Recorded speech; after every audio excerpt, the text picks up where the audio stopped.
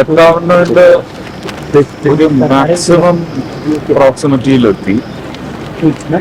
ഇവിടെ ആദ്യ സംഘമായിട്ട് എത്തുന്ന കണ്ണൂർ DSC, ടെറിട്ടോറിയൽ ആർമി, അവരുടെ എല്ലാ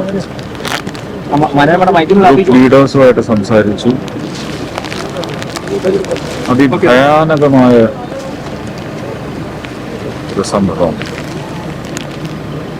കൽപ്പനയിൽ പോലും ഒരു ഉരുൾപൊട്ടൽ എന്ന് പറയുന്നത് അതിന്റെ വ്യാപ്തി ഇത്രമാത്രമെന്ന് പറയുന്ന ഒരു മനസ്സിലാക്കൽ വേദനിപ്പിക്കുന്നു. അപ്പോൾ അതിന്റെ ക്ഷതമേറ്റ് ജീവൻ നഷ്ടപ്പെട്ടവരായാലും അവശേഷിക്കുന്ന ജീവനുകൾ തേടി ജീവൻ നഷ്ടപ്പെട്ടവരെ തേടിയുള്ള യാത്രയും ജീവൻ കൊണ്ട് ഒരുപാട് സാഹസികതയോ അല്ലെങ്കിൽ ത്യാഗപൂർണമായ പ്രവർത്തനമോ നടത്തിയ എല്ലാവരെയും വണങ്ങാൻ മാത്രമേ സാധിക്കൂ. ഇപ്പോഴും കൃത്യമായ ഒരു കണക്ക് നമുക്ക് എടുക്കാൻ സാധിക്കില്ല. അത് സർക്കാരിനും കിട്ടുന്ന കാര്യം വളരെ ദൂരത്തിലുള്ള സാധ്യത. ഒരു റൂമിലൊക്കെ ഒരു റിസോർട്ട് പാടെ കൊണ്ടുപോയിട്ടുണ്ട്. ആദ്യത്തെ പോയിന്റ് അതിന്റെ കുറച്ച് പുറകിലാണ് ഞാൻ വന്നത്. അതിനകത്ത് ഒരു മുറിയിലൊക്കെ എത്ര പേരുണ്ടെന്നുള്ളത് പോലീസ് രജിസ്ട്രിയിൽ നിന്ന് നമുക്ക് ചിലപ്പോൾ കൃത്യമായിട്ട് എണ്ണം കിട്ടണമെന്ന്. പ്രദേശത്തുണ്ടായിരുന്ന വീടുകളുടെയും അവിടെ ഉണ്ടാകാൻ സാധ്യതയുള്ള അവിടുത്തെ അവശേഷിക്കുന്ന അംഗങ്ങൾ ആരെങ്കിലും ഉണ്ടെങ്കിൽ മാത്രം കണക്ക് കൃത്യമായി ലഭിക്കും.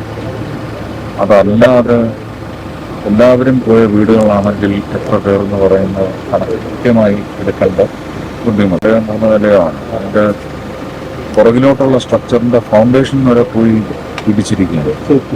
കല്ലും മണ്ണും ഒക്കെയാണ്, സ്ലഷാണ്. അപ്പൊ അവിടെ സീസ്മിക് റേഡാർ കൊണ്ട് ഒരു സിഗ്നൽ കിട്ടി മൊത്തം ഒരു എക്സ്കവേറ്റ് ചെയ്തിട്ടും ഒന്നും കണ്ടെത്താൻ സാധിച്ചില്ല. അപ്പൊ അത് ചില സമയത്ത് റോങ് റീഡിങ്സും ഉണ്ട്. ശാസ്ത്രം ഇപ്പൊ തലകുനിച്ച് നിൽക്കുന്ന അവസ്ഥയാണ്. പുതിയ ഇനി അടുത്ത മെഷീൻ എന്താണെന്നുള്ളത്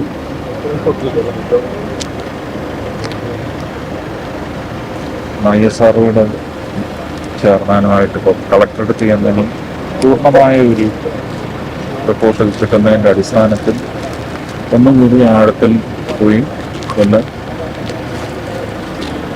ഈ മാപ്പിംഗ് ഒക്കെ നടത്തുന്ന ഒരു പ്രോസസ്, സാറ്റലൈറ്റ് മാപ്പിംഗ് വഴിയോ റഡാർസ് കൊണ്ടുവന്നിട്ടോ ഇനിയും അവശേഷിക്കുന്ന മന്ത്രി ശ്രീ റിയാസും ചില ആശങ്കകൾ രേഖപ്പെട്ടു. പിന്നെ പ്രദേശവാസികളുടെയും അഭിപ്രായങ്ങൾ കണക്കിലെടുത്ത് മാത്രമായിരിക്കും അങ്ങനെയുള്ള പുനഃസ്ഥാപനം എന്ന് പറയുന്നത് വിലയിരുത്തും. അതൊക്കെ ഒന്ന് ഒത്തിരുന്ന് സംസാരിച്ചൊരു തീരുമാനത്തിലെത്താതെ നമുക്ക് പറയാനൊക്കെ. ഇതെല്ലാം ഞാൻ മനസ്സിലാക്കിയത് പറഞ്ഞു. അതിനേക്കാൾ നല്ല മനസ്സിലാക്കലുണ്ടെങ്കിൽ എല്ലാവരും കൂടിയൊക്കെ ചേരുന്നതാണ് തീരുമാനമാണ്.